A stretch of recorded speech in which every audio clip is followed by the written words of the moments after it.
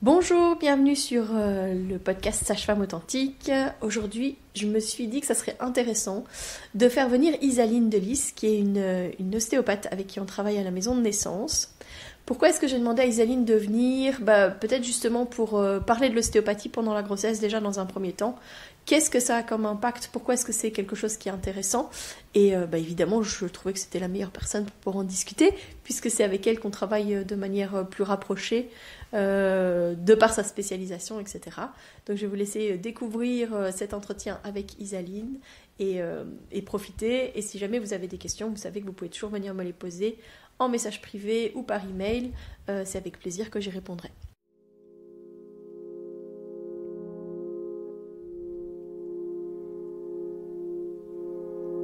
Bienvenue sur Sage-Femme Authentique, le podcast qui ouvre les portes de la connaissance et de l'empowerment en matière de naissance. Ensemble, nous allons explorer les vérités de l'enfantement, briser les mythes et les peurs sociétales et célébrer la physiologie innée des femmes et des bébés dans leur voyage vers la naissance. Au cœur de chaque épisode, je vous emmène à la découverte des pratiques authentiques des sages-femmes, loin des murs hospitaliers, que ce soit à domicile ou en maison de naissance. Je suis Mélissa Chambard, sage-femme et maman de 5 enfants, et ici je vous partage mon expérience, mes conseils pratiques, mes découvertes, ainsi que des histoires inspirantes de parents, de sages-femmes et de professionnels de la périnatalité. Ceci pour que vous soyez pleinement acteur de la naissance de votre bébé, peu importe le lieu où vous avez choisi de l'accueillir, dans l'authenticité, la bienveillance, la force et la puissance. Allez, vas-y.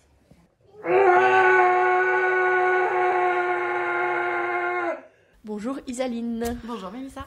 Merci d'avoir accepté de venir aujourd'hui parler de ta pratique, de qu'est-ce que c'est que l'ostéopathie. Merci d'être venue à la Bulle aussi pour échanger avec moi.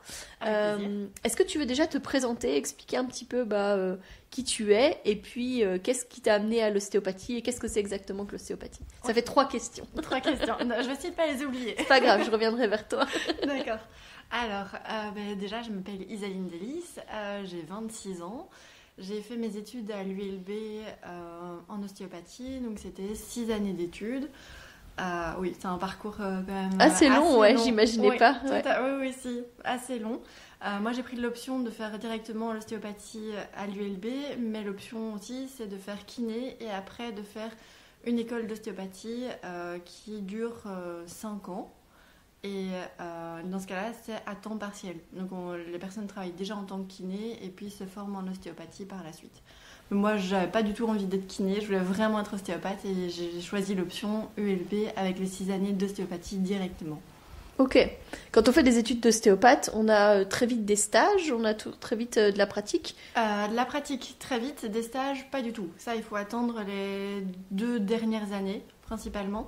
Parce qu'il y a toutes les techniques à apprendre, il y a toute l'anatomie qui est mise en avant d'abord, la sémiologie, donc on a cours avec des médecines aussi, parce que justement il faut pouvoir exclure les diagnostics qu'on ne peut pas prendre en charge, savoir quand référer chez le médecin, donc, et on doit poser un diagnostic parce qu'on est praticien de première ligne, donc comme un médecin on peut venir directement chez nous, on n'a pas besoin de passer par un médecin pour venir chez l'ostéopathe, c'est pas la même chose que le kiné.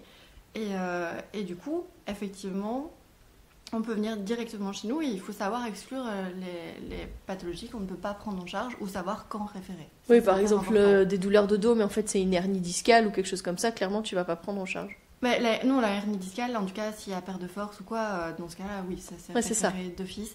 Sinon, la hernie discale, on prend en charge, mais de manière tout à fait adaptée et précautionneuse. Oui. Ouais. Mais par exemple, une douleur de dos et on sait que c'est une côte cassée, qui risque d'une côte cassée ou quoi, d'office il faudra référer, il n'y aura pas le choix. D'accord. Ah oui, très intéressant, merci. Oui. J'imaginais pas que c'était aussi long comme étude en fait, finalement 6 ans c'est quand même très long. Donc, oui, on voit beaucoup de matières, beaucoup de pathologies et tout. Et d'ailleurs, on a aussi des stages avec des médecins, donc pas forcément en ostéopathie, mais pour voir aussi dans notre pratique, voir ce qu'il y a d'autre comme spécialisation et comme pathologie. Et j'ai aussi eu la chance pendant mes études de faire un stage en néonatologie. Donc ça m'a permis de voir un petit peu comment on prenait en charge les grands prématurés. Parce qu'il y avait parfois des prématurés de 24-26 semaines.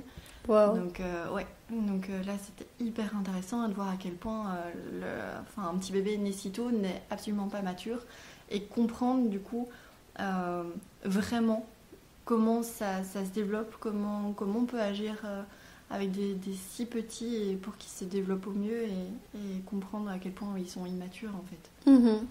Et c'est pas parce qu'il vient de naître que il sait tout faire ou quoi. Et que, par exemple, je me souviens, un cas pratique, c'était avec un bébé qui, à ce moment-là, avait 37 semaines et qui est parvenu quand même à faire une fausse route en tétant.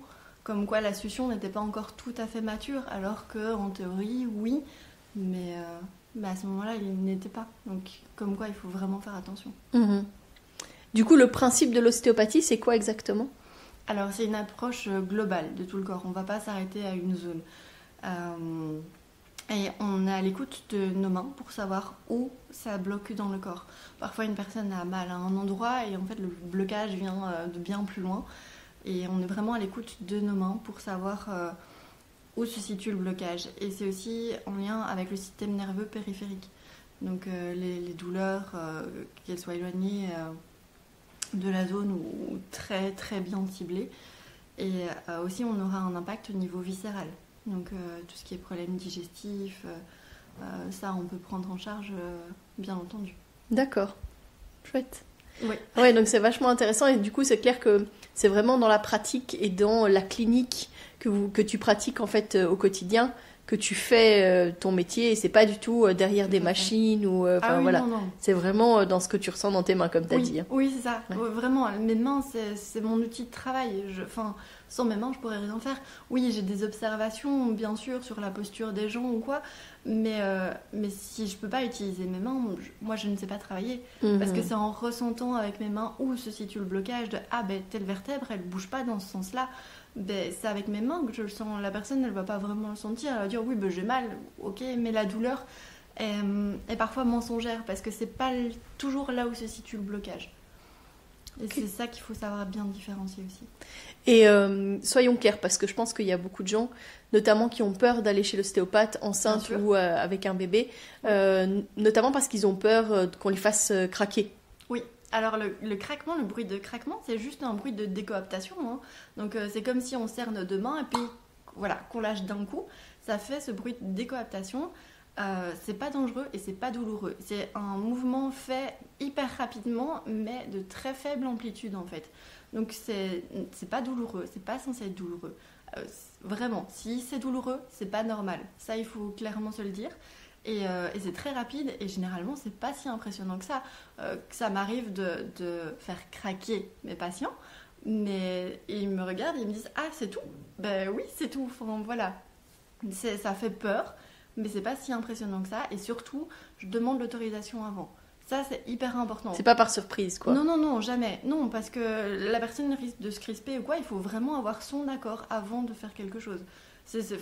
Pour moi, ce serait inconcevable de se dire je vais d'office craquer et puis voilà. Non. C'est après, si dans une manipulation où je ne cherche pas à faire craquer et que ça craque, voilà, tant pis, je vais dire. Mais sinon, dans le but de manipuler, je demande d'office l'accord du patient. Et si le patient ne veut vraiment pas parce que ça lui fait super peur, parce qu'il a eu des mauvaises expériences ou des mauvais retours, dans ce cas-là, je fais autrement. C'est pas une pratique qu'on fait d'office en fait en ostéopathie. Non, du tout. On peut s'en passer. Il y en a beaucoup qui manipulent.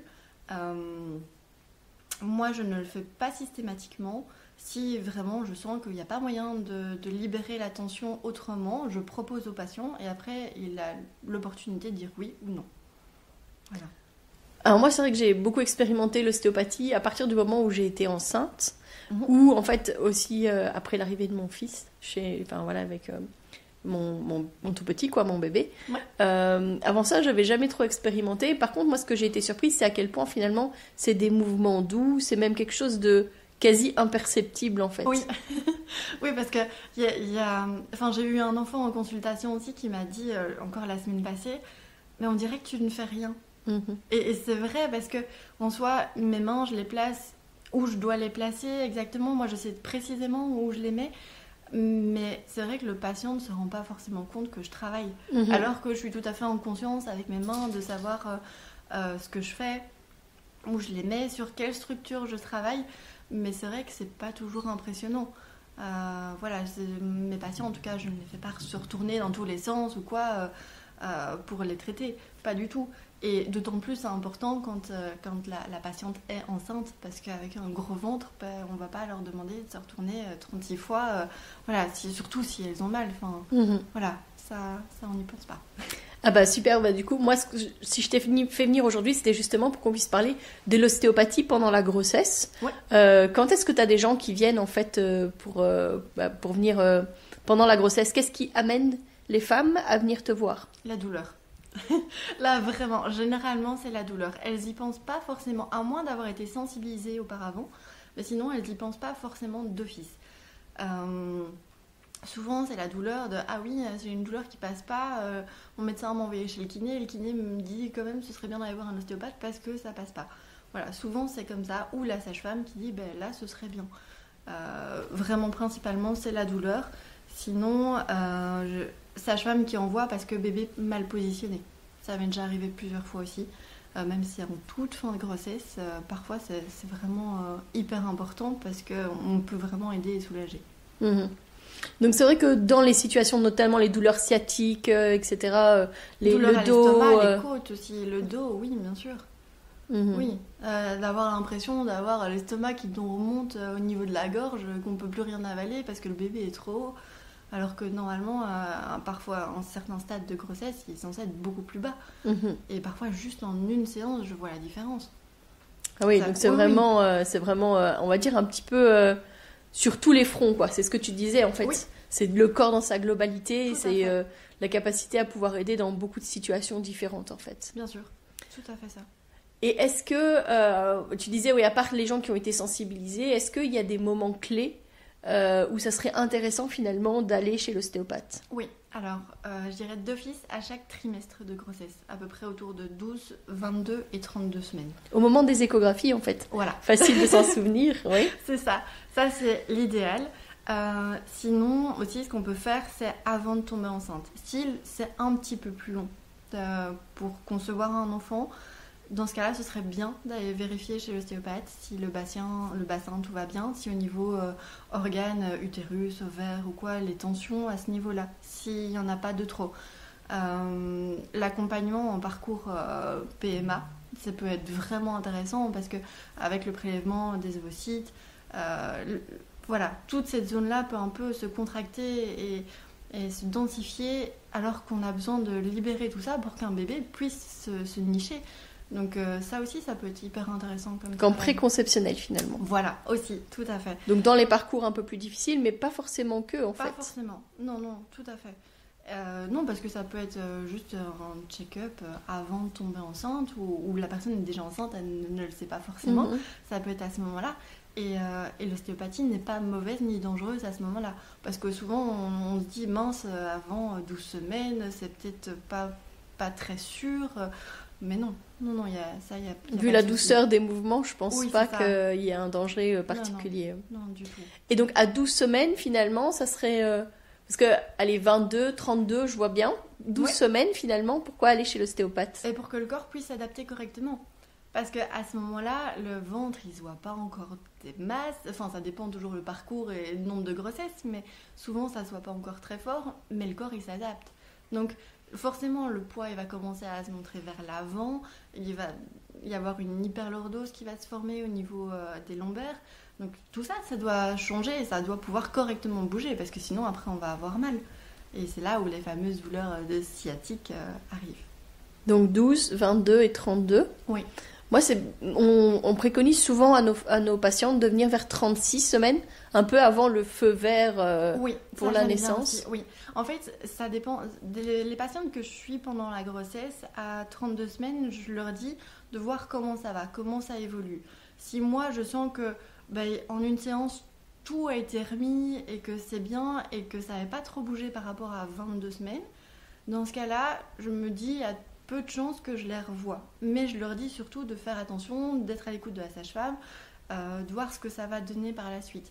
Mais c'est vrai que parfois à 36, 37, voire parfois 40 semaines, j'ai des patientes parce que bébé n'est pas bien mis, parce que de base il était bien mis puis il s'est mal mis. Et là, dans ce cas-là, il faut faire quelque chose. Et on peut agir aussi en ostéopathie. Un bébé en siège, on peut l'aider à se retourner. Alors, ça n'a rien à voir avec la manœuvre que font les gynécologues à l'hôpital. Rien à voir. C'est juste qu'on va agir sur le corps de la maman pour laisser la place au bébé de se retourner. Parce que si elle a les côtes hyper serrées, le bassin aussi à nouveau hyper serré, ça va pas du tout l'aider à se positionner correctement. Et ça m'est déjà arrivé d'avoir une patiente qui m'appelle le jour de son terme parce que justement il y a besoin, le bébé n'est pas en place et qu'il y a besoin de l'aider. Et dans ce cas-là, c'était bassin bloqué d'un côté et les côtes de l'autre, et du coup pas de la place pour le bébé de se retourner. Et dans ce cas-là, j'ai travaillé et leur bébé est né 3 jours après et il n'y a pas eu de souci. Ouais, ça me fait penser souvent donc quand on explique un peu le processus de la naissance et qu'est-ce qui peut se passer en fin de grossesse, etc. Moi, j'aborde beaucoup la question du pré-travail. Et ce que j'ai remarqué, c'est qu'il y a des femmes qui ont beaucoup de pré-travail en fait parce que le corps essaye d'équilibrer les choses, notamment par exemple les femmes qui portent le bébé très fort en avant. Oui. En fait, le bébé du coup qui rentre pas vraiment dans le bassin, mais en fait elles ont beaucoup de pré-travail pour essayer de ramener ce bébé dans le nid en fait qu'est le bassin. Et pareil pour les bébés qui sont mal positionnés. Donc en fait, quand elles ont beaucoup de pré-travail, des fois je leur dis écoute, contacte ton ostéopathe et vois si tu as moyen d'avoir un rendez-vous un peu en urgence. Parce que bon, quand c'est comme ça et que ça fait plusieurs jours, c'est un peu compliqué quoi. Ouais, mais vraiment, c'est peut-être une indication quand même aussi de dire le bébé a besoin un peu d'aide là. Et le corps il essaye, mais il n'y parvient pas super bien parce qu'en fait ça perdure. C'est ça, tout à fait. Oui, et un ventre qu'on voit extrêmement développé, comme un bébé hors du corps, à la limite. C'est cette impression que moi j'aurais dans mes mains de le replacer correctement dans le corps de sa maman, à sa place, ça change tout. Enfin, ça change même la physionomie d'un ventre. On voit vraiment le avant-après. Et c'est hyper intéressant.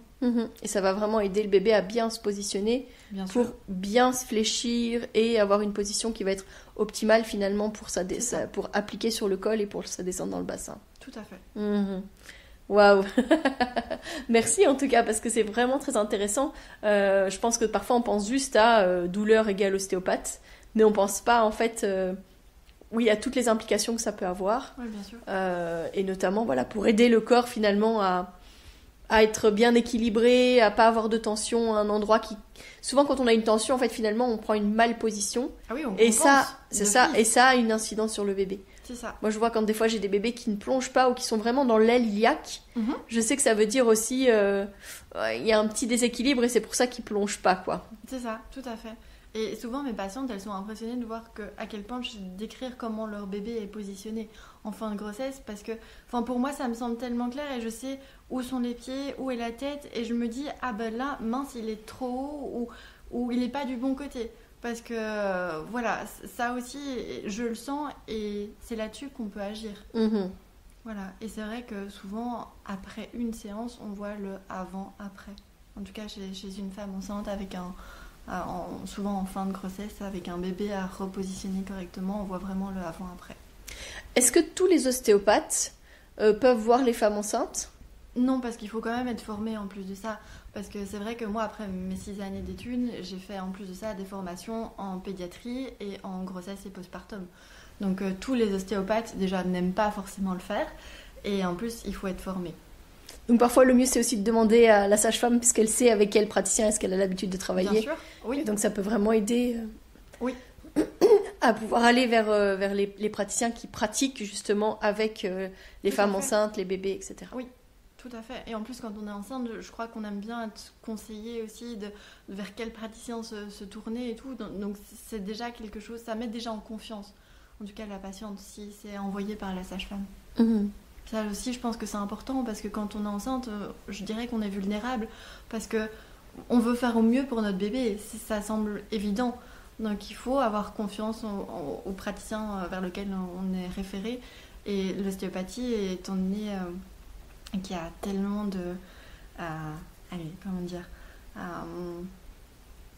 tellement d'a priori, en fait.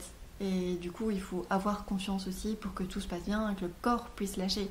Parce que le corps et l'esprit, forcément, c'est lié et c'est hyper étroit. Et si l'esprit n'est pas prêt à lâcher, le corps ne pourra pas lâcher d'office. C'est vrai que les a priori, il y a encore beaucoup de peur en fait Bien au sûr. niveau de l'ostéopathie. Je pense qu'il y a beaucoup de gens en fait qui ne connaissent pas, mais parfois aussi même des médecins qui déconseillent parce qu'ils ont Ah aussi oui, oui. des craintes vis-à-vis de ça. Est-ce que tu sais un peu qu'est-ce qui fait que ça stigmatise autant? Enfin, c'est un peu comme moi. Moi, ça stigmatise beaucoup les naissances en dehors des hôpitaux. Je comprends.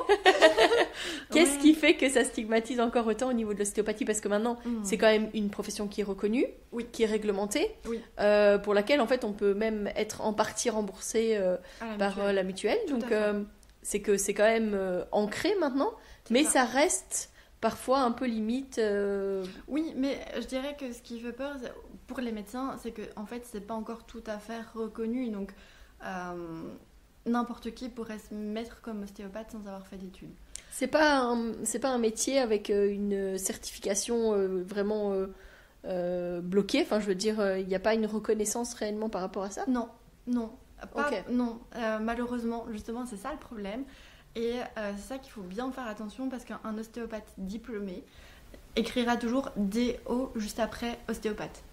Parce qu'il a vraiment fait des études, il a son diplôme en ostéopathie. Tandis que quelqu'un qui ne l'a pas fait pourra juste pas. Et en plus de ça, il n'y aura pas de remboursement de la mutuelle. Donc s'il n'est pas inscrit auprès des mutuelles, voilà, il y a de fortes chances qu'il n'ait pas un diplôme valable en tout cas.